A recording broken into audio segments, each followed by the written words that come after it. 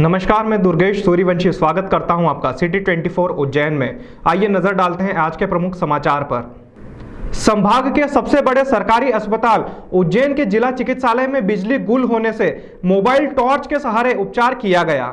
संभाग के सबसे बड़े सरकारी अस्पताल में मरीजों की जान घंटों जोखिम में पड़ी रही। डॉक्टरों को मोबाइल टॉर्च की रोशनी में उपचार करना पड़ा। स्थिति यह रही कि मरीज को वार्ड तक पहुंचने के लिए भी टॉर्च का उपयोग किया गया। वहीं मरीजों का उपचार कार्य भी घंटों प्रभावित रहा। जिला अस्पताल का स्टेटस चेक करने 2 दिन पहले ही स्टेट लेवल के ऑफिसर आए हुए थे। उनके द्वारा जिला अस्पताल के रख रखाव, स्वच्छता, मरीजों को मिलने वाली सुविधाओं का अध्ययन किया गया था। हालांकि इस दौरान अस्पताल के वार्ड्स और परिसर में गंदगी फैली हुई थी, लेकिन उक्त टीम ने बिजली गुल होने की स्थिति में अस्पताल प्रशासन द्वारा क्या व्यवस्था की गई है, इस पर गौर नहीं किया गया। जिला चिकित्सालय में सुबह 8:30 बजे बिजली गुल हो गई। इसी दौरान एम्बुलेंस से महिला मरीज को यहां लाया गया। वार्ड बॉय व अन्य कर्मचारियों ने महिला को स्ट्रेचर पर डाला और इमरजेंसी रूम तक ले गए। वहां मौजूद डॉक्टर्स ने मोबाइल की टॉर्च जलाकर महिला का परीक्षण किया और वार्ड में भर्ती करने को कहा। वार्ड बॉय उक्त महिला को स्ट्रेचर पर लेकर मेडिसिन वार्ड तक मोबाइल टॉर्च की रोशनी में पहुंचे। यहां वार्ड में स्थिति ऐसी थी कि जिन मरीजों के पास मोबाइल थे वह भी अपने मोबाइल की टॉर्च खोलकर बैठे हुए थे। अंधेरे में ही खाली पलंग पर बीमार महिला को लेटाकर वार्ड बॉय लौट गए। वहीं डॉक्टर्स व नर्सों को भी अंधेरे में मोबाइल की टॉर्च जलाकर मरीजों का उपचार करना पड़ा। अस्पताल कर्मचारियों ने बताया कि यदि इमरजेंसी केस आ जाए तो उपचार करना मुश्किल हो जाएगा। धार्मिक नगरी उज्जैन में सोमवार को कार्तिक पूर्णिमा का पर्व हर्षोल्लास के साथ मनाया गया। शाम को शिप्रा के तट पर हजारों लोगों ने दीपदान किया। रामघाट पर दीपदान से माता शिप्रा जगमगाती हुई दिखाई दी। मान्यता है कि कार्तिक पूर्णिमा के अवसर पर दीपदान करने से पितरों को मोक्ष की प्राप्ति होती है और पितृ खुश होकर घर में सुख, समृद्धि, धन धान में बरकत बनाए रखते हैं। दरअसल हिंदू धर्म में वैसे तो हर मास की पूर्णिमा पर स्नान करने का विशेष महत्व है, लेकिन सोमवार को पड़ रही पूर्णिमा तिथि भगवान विष्णु और माता लक्ष्मी को प्रेरित करती है। इस दिन को त्रिपुरारी पूर्णिमा के नाम से भी जाना जाता है। पवित्र तीर्थ नदियों में स्नान दान करने का पूर्णिमा पर विशेष महत्व होता है। इसलिए कार्तिक पूर्णिमा पर उज्जैन के राम घाट पर हजारों की संख्या में लोग घाट पर दीपदान करने के लिए पहुंचते हैं। बड़ी संख्या में दीपदान होने से माता शिप्रा दीपों से जगमगा उठी। पूरे कार्तिक मास में स्नान का विशेष महत्व है। मान्यता है कि यदि कोई इस मास में स्नान नहीं कर पाता तो वह अंतिम 5 दिन या पूर्णिमा का स्नान कर ले तो उसे पूर्ण फल की प्राप्ति होती है। यह दिन देवी देवताओं और पितरों को खुश करने का होता है। इसलिए इस दिन लोग पवित्र नदियों में डुबकी लगाकर दीप लगाते हैं और दान दक्षिणा कर पुण्य लाभ कमाते हैं।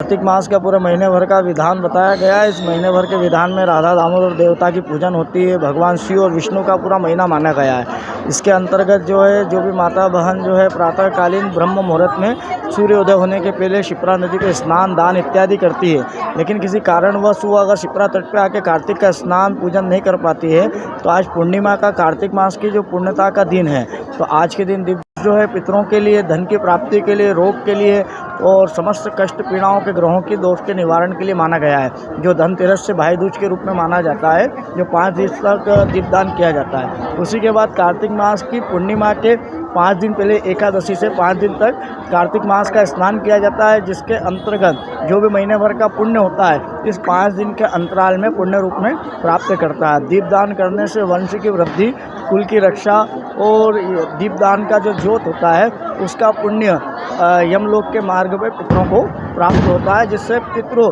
साल भर तक अपनी कृपा दृष्टि वंश पे, कुल दीपक पर सदा बनाए रखते हैं और वंश में सुख, शांति, धन, ईश्वर का पुण्य फल प्रदान करते हैं। लगातार बढ़ती ठंड के कारण तापमान गिरता जा रहा है।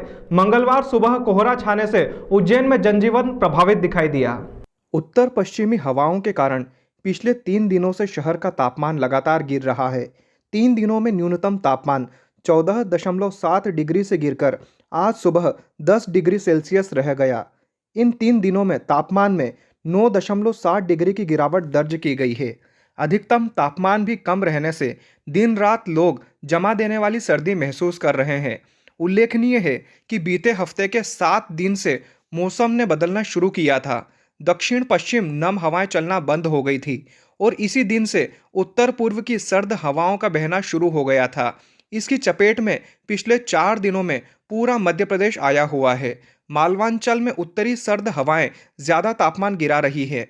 गुरुवार सुबह उज्जैन में न्यूनतम तापमान 14.7 डिग्री दर्ज किया गया। इसके अगले दिन भी तापमान 14.2 डिग्री रहा था, परंतु शनिवार सुबह इसमें 50% से ज़्यादा गिरावट दर्ज की गई और न्यूनतम तापमान 6.8 डिग्री पर आ गया। सर्द हवाओं का असर यही नहीं थमा। कल दिन में कुछ समय धूप निकली होने के कारण अधिकतम तापमान में भी कोई इजाफा नहीं हुआ और यह 20 डिग्री रिकॉर्ड दर्ज किया गया। शाम तक सर्द हवाएं 8 किलोमीटर प्रति घंटा की रफ्तार से चलती रही। वेधशाला अधीक्षक डॉक्टर आर.पी. गुप्त ने बताया कि इसी के असर के चलते बीती रात इस सीजन की उज्जैन में सबसे ठंडी रात रही है। आज सुबह न्यूनतम पारा गिरकर 10 डिग्री रिकॉर्ड हुआ है। लगातार गिरते तापमान के कारण लोगों को गर्म कपड़े और अलाव का सहारा लेने के बाद भी जमा देने वाली सर्दी महसूस हो रही है। आने वाले दिनों में शीतलहर जारी रहना बताया जा रहा है। अनुमान यह है कि 2-3 दिन अगर इसी तरह शीतलहर चली तो उज्जैन में न्यूनतम तापमान 5 डिग्री तक जा सकता है। शिप्रा के तट पर बने गुरुद्वारे पर प्रकाश पर्व धूमधाम के साथ मनाया गया। इसी स्थान पर स्वयं गुरु नानक देव का स्वयं आगमन हुआ था। ऐसे ही एक स्थान की हम आपको आज जानकारी देने जा रहे हैं। गुरु नानक जी के प्रकाश पर्व पर हम बता रहे हैं मध्य प्रदेश के उज्जैन के गुरुद्वारे के महत्व के बारे में। 80,000 किलोमीटर की यात्रा के दौरान उज्जैन भी पहुंचे थे। शिप्रा किनारे गुरु नानक घाट के नीचे बैठकर उन्होंने 3 शब्द कही थी। यह वही जगह है जहां गुरुदेव के चरण पड़े हुए थे। इमली के पेड़ के नीचे बैठकर उन्होंने 3 शब्द किए थे। यहाँ पर आज भी इमली का एक विशाल वृक्ष है जिसके नीचे गुरु नानक जी के पद चिन्ह है। समाजजन यहाँ पहुंचकर अरदास करते हैं। बताया जाता है कि यहाँ से जो भी गुरुदेव से अरदास की जाती है वह पूरी होती है।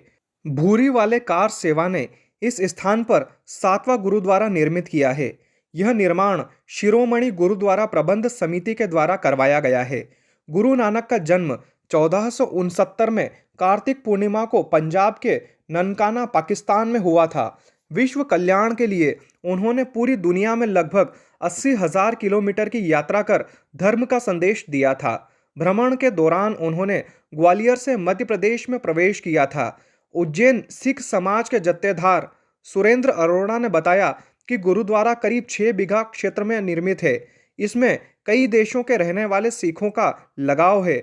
शिरोमणि गुरुद्वारा प्रबंध समिति के अधीन जटाधार सुरेंद्र अरोड़ा ने जानकारी देते हुए बताया कि शिप्रा किनारे ऐतिहासिक महत्व के स्थान पर गुरुदेव स्वयं यहाँ पर यात्रा के दौरान आए थे। उन्होंने यहाँ पर 3 शब्द भी कहे थे जिसका वर्णन आज भी गुरु ग्रंथ में है। गुरु नानक जी का प्रकाश पर्व इसी स्थान पर धूमधाम के साथ मनाया जा रहा है।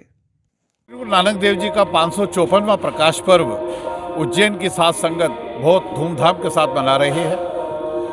ये जिस स्थान पर आप लोग और हम लोग खड़े हैं, ठीक मेरे पीछे गुरुद्वारा साहब जिसके आप दर्शन कर रहे हैं, यहाँ पर गुरु नानक देव जी अपने जीवन काल के अंदर आए हैं। इसलिए इस जगह का महत्व पूरे मध्य प्रदेश के लिए अद्वितीय है। यहाँ पर हम लोग प्रकाश पर्व मना रहे हैं। कल नगर कीर्तन के रूप में हजारों की संख्या के अंदर लोग यहाँ पर आशीर्वाद देने पहुँचे थे। और शब्द उन्होंने याद आए। गुरु नानक देव जी अपने जीवन काल के अंदर यहाँ पर आए हैं। गुरु नानक देव जी ने अपने जीवन काल के अंदर 4 हुतासियाँ की हैं, अर्थात यात्राएं की हैं। उसमें तीसरी यात्रा के अंतर्गत वो यहाँ पर पधारे हैं। इस के पीछे जो इमली का वृक्ष है उसके नीचे बैठ के उन्होंने 3 शब्द भी शब्द तो बहुत सारे उच्चारित किए हैं, लेकिन 3 शब्द का समावेश गुरु ग्रंथ साहब के अंदर अंग नंबर 229 और 421 के ऊपर विराजमान है। उन्होंने यहाँ पर आके जो गोष्ठी की उसका वर्णन है। इस जगह का इसीलिए महत्व हुआ है और यहाँ की मैनेजिंग कमेटी जिसको आप स्वर्ण मंदिर के नाम से जानते हैं वो यहाँ का मैनेजमेंट संभालती है। मुझे ऐसा लगता है कि आप कोई परिदृश्य ऐसा लग रहा होगा जैसे पंजाब के अंदर आप खड़े हुए हैं। एक तरफ हजारों की संख्या के अंदर लंगर चल रहा है, एक तरफ बहुत सारे लोग यहाँ पर आकर दर्शन कर रहे हैं। उज्जैन में 5 दिन बाद मतगणना होगी। इसी को लेकर कांग्रेस द्वारा जिला निर्वाचन अधिकारी से स्ट्रांग रूम की सुरक्षा बढ़ाने की मांग की गई। कांग्रेस के संभागीय प्रवक्ता व एडवोकेट विवेक गुप्ता ने जिला निर्वाचन अधिकारी को पत्र में लिखा, विधानसभा के लिए मतदान होने के बाद एवं मतगणना पूर्व प्रदेश में कई गड़बड़ियों की घटनाएं सामने आ रही है। बालाघाट में बिना सूचना दिए स्ट्रांग रूम खुलवा दिए गए। प्रदेश में ईवीएम जहां वहां पाई जा रही है। इसी आशंका को देखते हुए कांग्रेस पार्टी आगाह और मांग करती है कि स्ट्रांग रूम की सुरक्षा और पुख्ता की जाए। पक्षपात करने वाले कर्मचारियों को चुनावी प्रक्रिया से दूर रखा जाए। निष्पक्ष व पारदर्शी चुनाव परिणाम के लिए गणना अभिकर्ताओं को मतगणना संबंधी शुद्ध हिंदी में ट्रेनिंग दी जाए। रेंडमाइजेशन राजनीतिक दलों के सामने ही हो।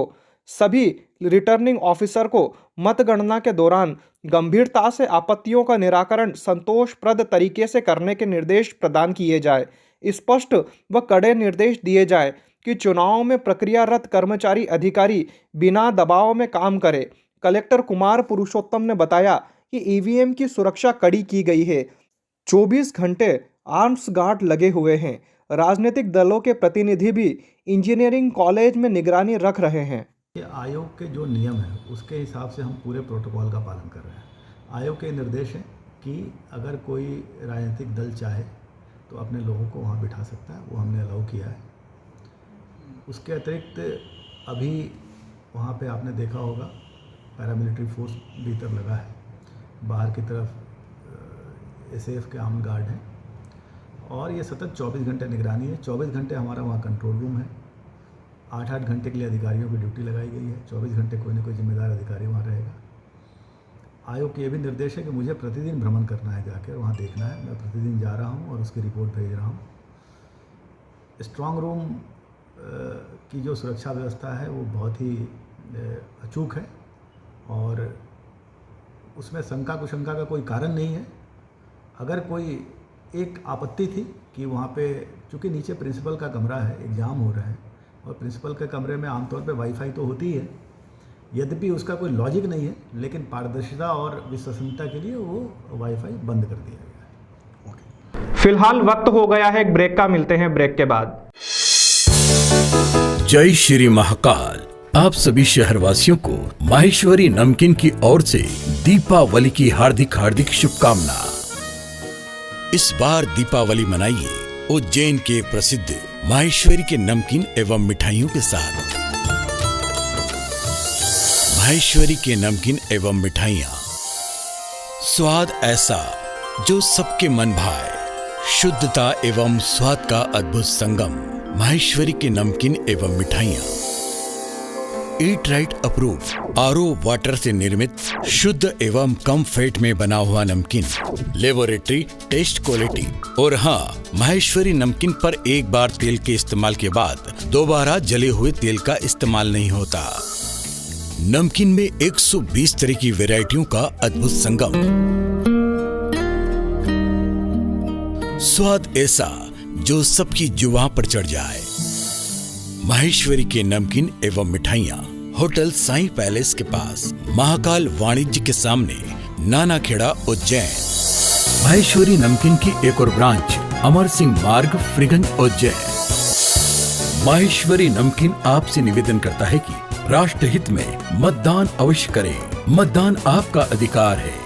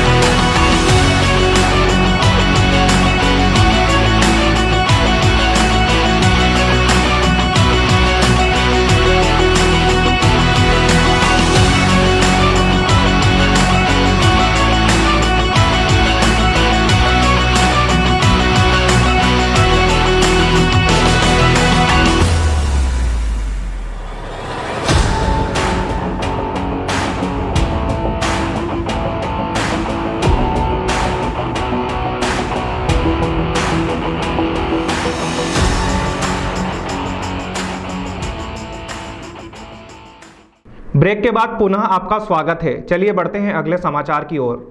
श्रद्धालुओं को नगर निगम की लापरवाही के चलते गंदगी और मवेशियों के बीच ही शिप्रा तट पर दीपदान करना पड़ा। कार्तिक पूर्णिमा के पर्व स्नान और शाम को होने वाले दीपदान को लेकर नगर निगम और पुलिस द्वारा पूर्व से कोई तैयारियां नहीं की गई थी, जिसका परिणाम यह रहा कि महिलाओं और वृद्ध जनों को गंदगी व आवारा मवेशियों के बीच दीपदान करने शिप्रा नदी के घाटों तक पहुंचना पड़ा। शिप्रा नदी के रामघाट, दत्त अखाड़ा व सुनहरी घाट पर हजारों की संख्या में महिलाओं ने रात को पहुंचकर दीपदान किया। इस दौरान घाटों और वहां तक पहुंचने वाले मार्ग पर जगह जगह गंदगी के ढेर थे। पर्व स्नान करने वाले लोगों से कपड़े, पूजन सामग्री घाटों पर छोड़ी, जिसका ढेर लग गया। भीड़ के बीच ही आवारा मवेशी भी घूम रहे थे, जिनसे महिलाओं और वृद्धों का खतरा रहा है। नगर निगम द्वारा घाटों पर आवारा मवेशियों को रोकने और सफाई के कोई इंतजाम नहीं किए गए थे। हुंडई कार की छत पर बैठकर युवाओं द्वारा खतरनाक स्टंट करने का वीडियो सोशल मीडिया पर वायरल हो रहा है, जिसकी जांच पुलिस द्वारा की जा रही है। उज्जैन के सोशल मीडिया पर एक वीडियो वायरल हो रहा है, जिसमें कुछ युवक कार की छत पर सवार होकर स्टंटबाजी करते हुए दिखाई दे रहे हैं। यह वीडियो इंदौर रोड स्थित मुनीनगर से नानाखेड़ा रोड का बताया जा रहा है। वीडियो सामने आने के बाद अब यातायात पुलिस कार चालक की तलाश में जुट गई है। सोमवार को इंस्टाग्राम के एक पेज पर कार में स्टंटबाजी करते हुए युवकों का वीडियो पोस्ट किया गया था। कार की छत पर 2 युवक बैठे हुए हैं, वहीं एक युवक कार का गेट खोलकर बाहर लटकता हुआ दिखाई दे रहा है। यह वीडियो नानाखेड़ा चौराहा की ओर जाते समय किसी वाहन चालक ने बनाया है। खतरनाक रूप से कार पर सवार होकर स्टंटबाजी करने वाले युवकों की शिकायत यातायात थाने तक पहुंच चुकी है। यातायात थाना प्रभारी ने बताया कि कार का नंबर इंदौर का सामने आया है। इसके आधार पर वाहन चालक की तलाश की जा रही है। इसी तरह की स्टंटबाजी बर्दाश्त नहीं की जाएगी। फिल्मी जगत के प्रसिद्ध अभिनेता गोविंदा की पत्नी और उनके बेटों ने उज्जैन आकर बाबा महाकालेश्वर के दर्शन किए। फिल्मी जगत के सुपरस्टार अभिनेता गोविंदा की पत्नी बाबा महाकाल के दर्शन के लिए समय समय पर आती रहती है।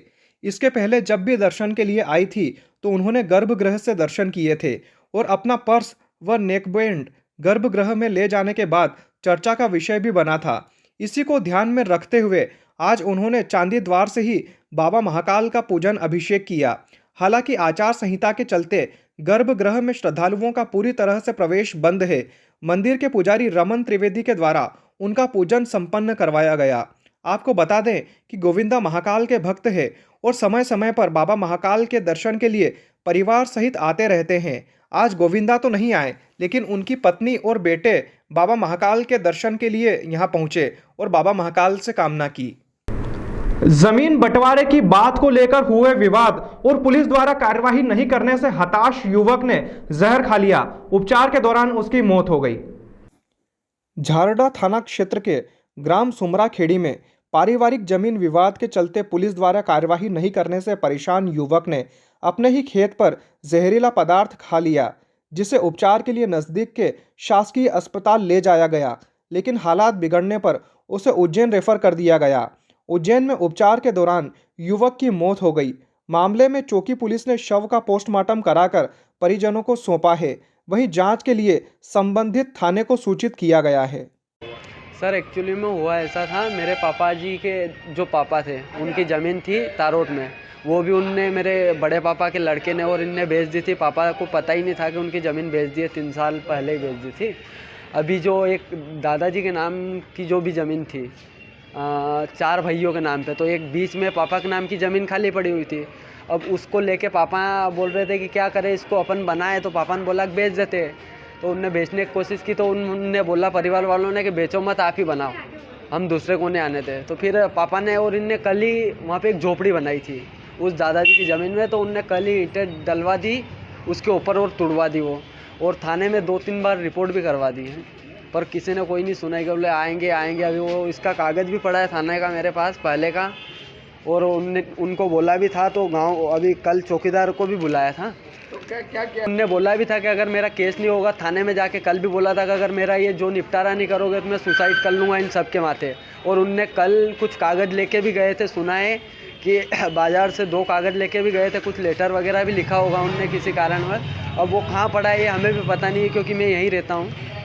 मुझे भी इतना पता, दवाई वगैरह पी ली है उनने उन चक्कर में, क्योंकि उनका कहना है कि अगर उनने ज़मीन भी बेच दी पापा के नाम की, अब मेरी जो प्लाट था वो भी बेच रहे, वो भी उस पर ही कब्जा। कल से मेरी पर्सनल जगह है वो भी, ये तो इन्हें पी के ने बोला कि मैंने दवाई पी ली है, अब मैं मर रहा हूँ आप सभी के माथे, परिवार वालों। और जो प्लाट था उसी जगह पे जाके उनने ये सब कुछ बोला। फिर वहाँ से झारडा पास में पड़ता है अपने, झारडा महतपुर, तो वहाँ से 3 किलोमीटर है, उसी हॉस्पिटल में गए। वहाँ से फिर उनने दवाई वगैरह निकाली और वहाँ से फिर रेफ़र कर दिया उनको, बोले उज्जैन ले जाओ। तो प्रभुलाल चौहान, ग्राम सुमरा खड़ा, हेमराज नाम है मेरा, मैं उनका सुपुत्र हूँ। अरे अभी आज के अंक में फिलहाल इतना ही। अगले अंक में फिर मुलाकात होगी, तब तक के लिए नमस्कार।